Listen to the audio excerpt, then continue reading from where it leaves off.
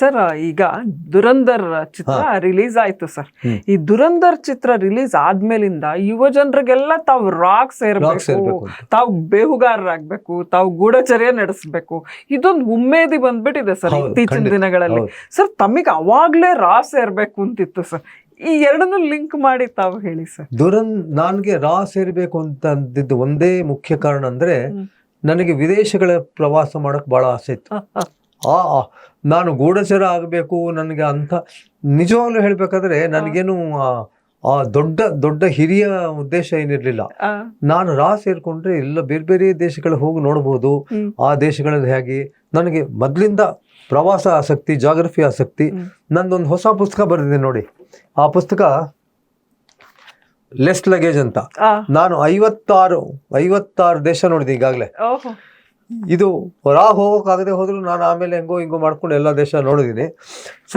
Israel ಹೋಗಿ Mossad training ತಗೊಂಡಿದ್ದೀರಿ, Scotland Yard training ತಗೊಂಡಿದ್ದೀನಿ. ಸೊ ಅದೇ ನನಗೆ ಈ IPS ಸೇರಿದ್ದಕ್ಕೆ ಇವೆಲ್ಲ ಅನುಕೂಲ ಆಯ್ತು. IPS ಸೇರಿದ್ದಕ್ಕೆ ನಾನು ಸ್ಕಾಟ್ಲೆಂಡ್ ಯಾರ್ಡ್ ಹೋದೆ, IPS ಸೇರಿದ್ದಕ್ಕೆ ನಾನು ಇಸ್ರೇಲ್ಗೆ ಹೋಗೋ ಆಯ್ತು, IPS ಸೇರಿದ್ದಕ್ಕೆ ನಾನು ಬೇರೆ ಬೇರೆ ದೇಶ ನೋಡೋ ಹಾಗಾಯ್ತು. ಸೊ ರಾ ಆಗಲಿಲ್ಲ, ಆದರೆ ಬೇಸರ ಇಲ್ಲ. ನನಗೆ ಆಗದೇ ಇದ್ದಕ್ಕೆ ನಂಗೆ ಏನೂ ಬೇಸರ ಇಲ್ಲ. ಯಾಕೆಂದ್ರೆ ಜೀವನದಲ್ಲಿ ಎಲ್ಲರಿಗೂ ಎಲ್ಲವೂ ಸಿಗೋದಿಲ್ಲ.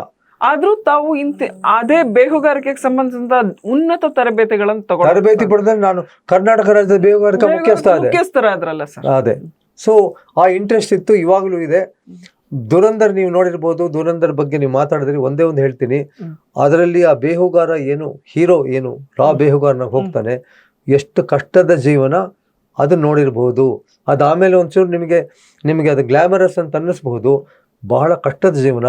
ಪಾಕಿಸ್ತಾನದಲ್ಲಿ ಹೋದ ಬೇಹುಗಾರರಿಗಂತೂ ಕೈ ಕಾಲು ಮುರಿಸ್ಕೊಂಡು ಬಹಳ ಜನ ಬಂದಿದ್ದಾರೆ ನಮ್ಮ ಭಾರತದ. ಬಂದಿದ್ದಾರೆ ಅನ್ನೋದು ದೊಡ್ಡ, ಕೆಲವು ಬಂದಿದ್ದಾರೆ ಅನ್ನೋದು ದೊಡ್ಡ ವಿಷಯ. ಸೊ ಹಾಗಾಗಿ ಅದನ್ನು ಹೋಗಿ ರಾ ಹೋಗ್ಬೇಕಾದ್ರೂ UPSC ಪರೀಕ್ಷೆ ಇದೆಯಲ್ಲ, ಅದೇ ತರ ಪರೀಕ್ಷೆ ಇದೆ.